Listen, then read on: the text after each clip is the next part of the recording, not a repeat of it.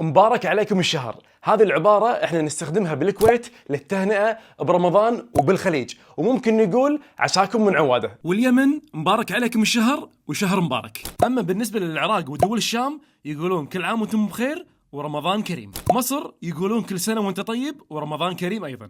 أما السودان وجيبوتي والصومال يقولون تصوموا وتفطروا على خير. لكن دول المغرب العربي منقسمين. وقبل لا أقول لكم شنو يقولون لا تنسون تنزلون تطبيق ويجو لأفضل عروض السفر والطيران. يلا نكمل. ليبيا وتونس يقولون رمضانك مبروك. أما الجزائر والمغرب وموريتانيا يقولون صح رمضانك وعواشركم مبروك. زين أنت اللي قاعد تشوفني الحين اكتب لي تحت شلون تهنئ الناس برمضان.